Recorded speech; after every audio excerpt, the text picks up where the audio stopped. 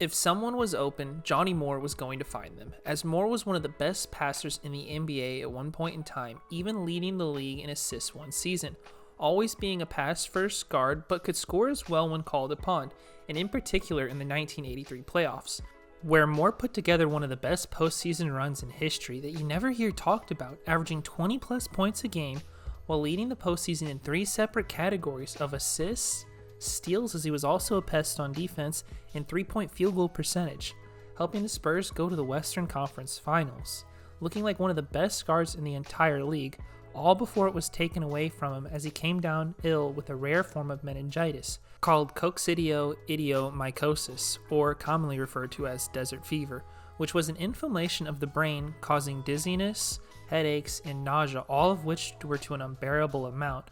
On top of everything, it was life-threatening at the time. Yet Moore survived his battle and continued to defy odds, as it looked like he was never going to play again, as 97% of people don't make a full recovery at the time period. However, Johnny Moore wasn't most people, where he would come back for a few seasons of basketball. Not quite at the same form, but the fact that he was out there was inspiring enough. This is a look back on Johnny Moore's career. Johnny Moore was born and raised in Altoona, Pennsylvania, attending Altoona Area High School, where he'd play his basketball, excelling, catching the eyes of a couple schools, with Moore ultimately deciding to go play his college ball at Texas.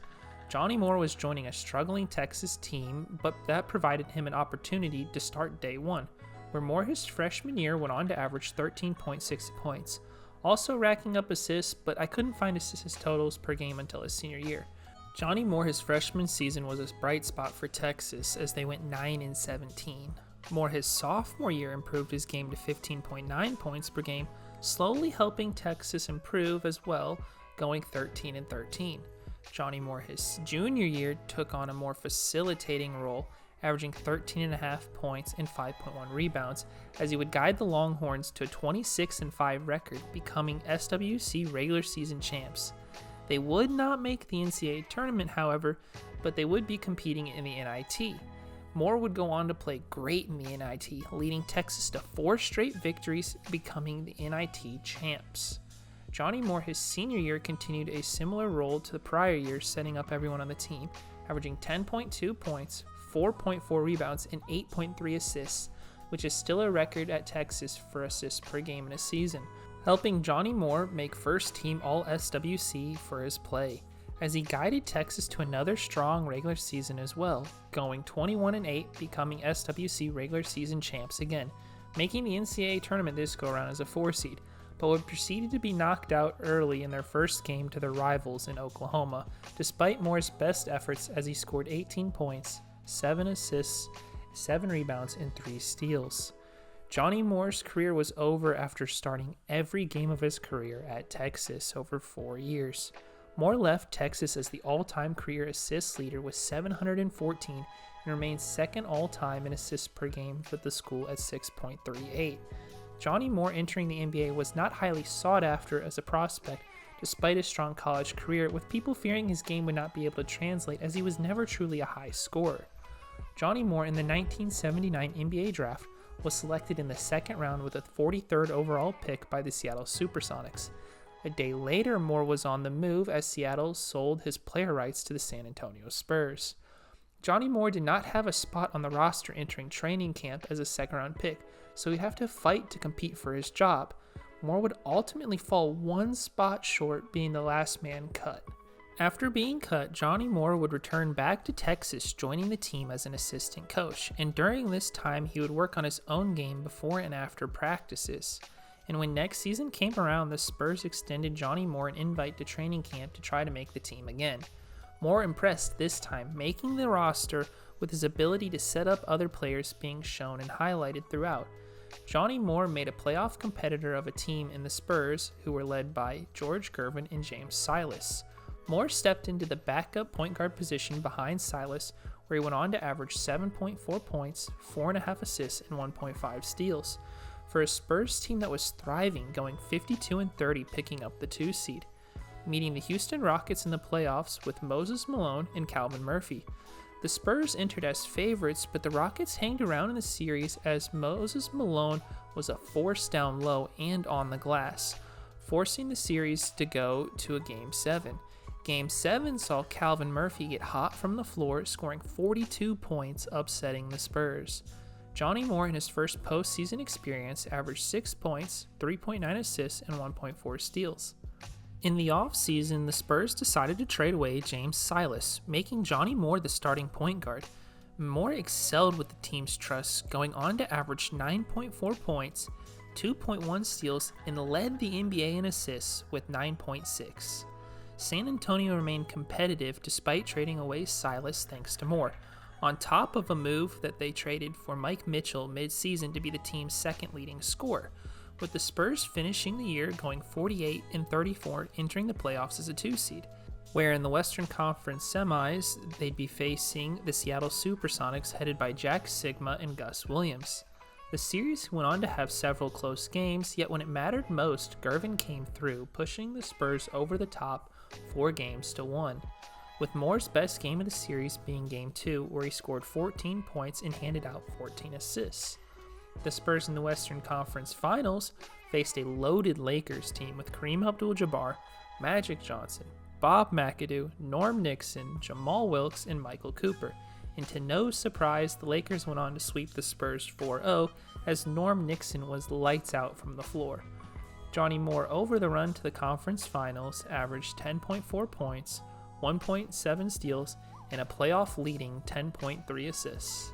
In the offseason, the Spurs went out and traded for Artis Gilmore to anchor the center position, as the team knew it had troubles dealing with the bigs in the prior 2 playoff defeats they had received.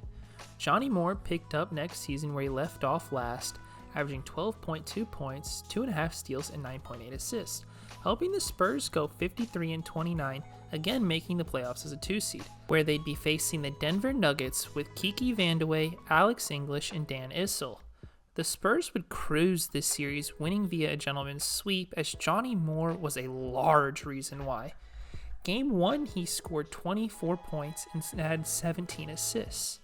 Game 2, Moore only improved upon this, scoring 26 points and setting a franchise record in the playoffs with 20 assists. Game 3, Moore was still cooking, scoring 39 points and handing out 12 assists to go along with 5 steals, and then finished the Nuggets off in Game 5, scoring 20 points, dishing out 13 assists, and having 5 steals, pushing the Spurs back into the Western Conference Finals, getting a rematch against the Los Angeles Lakers. The Spurs found themselves in an early hole, going down 3-1 despite Moore continuing his strong form, as Moore had recorded 25 points and 18 assists Game 1 and 16 points and 15 assists Game 2, before cooling off Game 3, but bouncing right back Game 4 to record 21 points and 17 assists. Game 5, their backs were against the wall as the Spurs were trailing, but they pulled one back as Gilmore and Moore led the way, with Moore scoring 23 points to go along with 17 assists. Game 6 was a close one back in San Antonio as Moore put together another solid game, going for 17 points, 14 assists, and 7 rebounds. Yet the Spurs found themselves trailing down 1 with 10 seconds to go, where Johnny Moore would take the ball up the court, finding his man in Mike Mitchell for the shot, but he would miss, ending the game and the series. Though a disappointing end to the season, Johnny Moore had a lot to be proud about, as he put together one of the best postseasons in NBA history that is hardly ever talked about, as Moore averaged 22.5 points, led the postseason with 14.6 assists, led the postseason as well in steals with 2.5 per game, and also led the postseason in 3-point field goal percentage at 52.9%. Next year, Moore wouldn't quite reach his playoff form, but still had a strong year, averaging 10.1 points, 2.1 steals, and 9.6 assists. However, he would only go for 59 games, battling injury.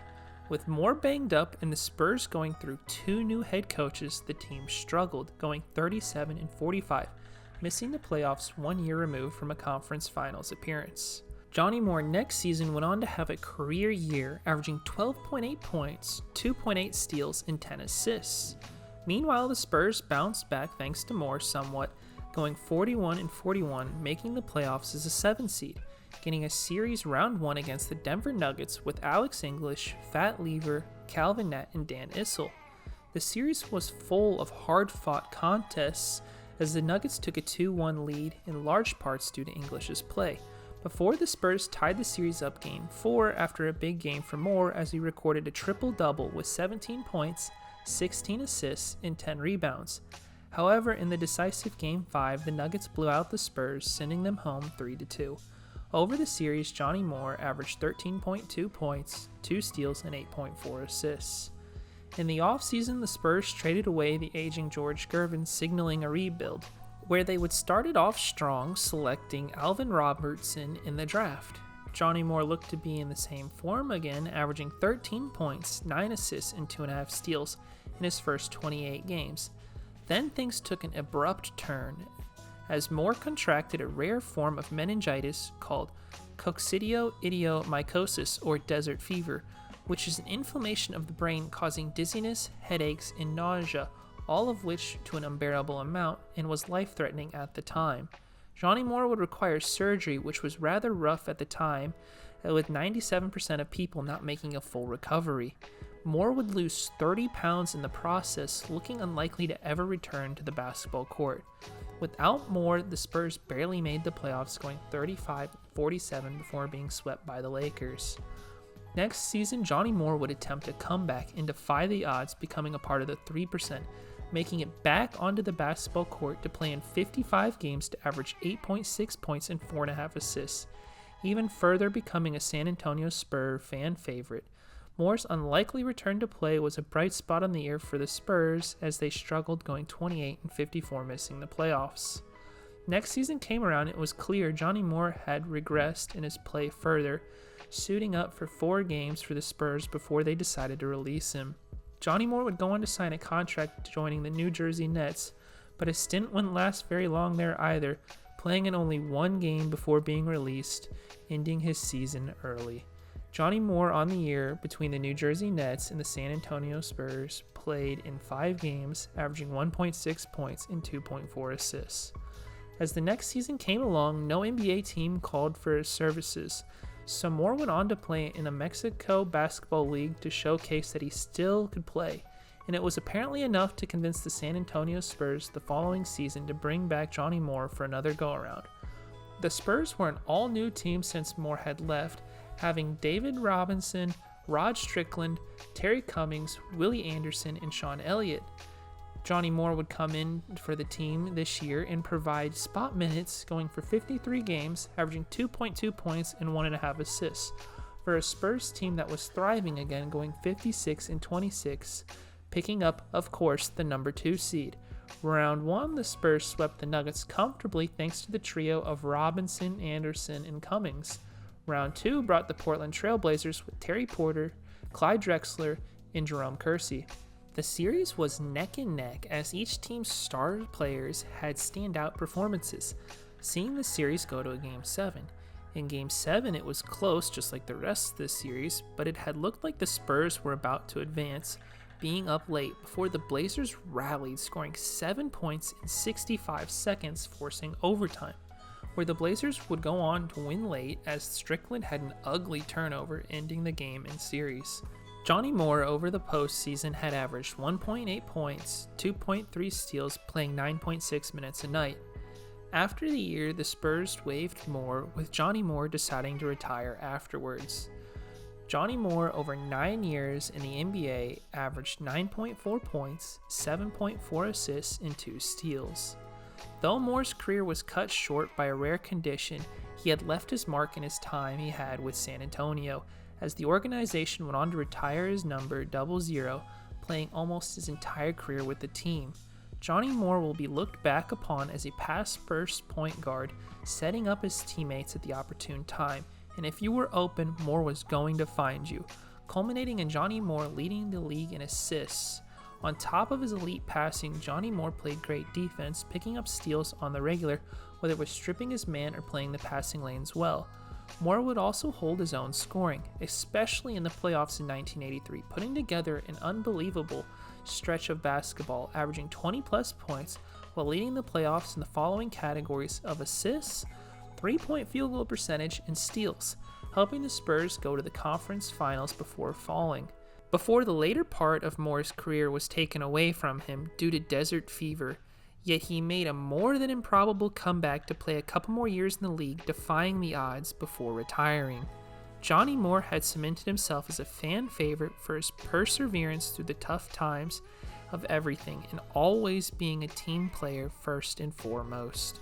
Thanks for watching this video on Johnny Moore's career. If you want to see any other videos about any other random players in the future, leave them in the comments below, or I may or may not decide to do them.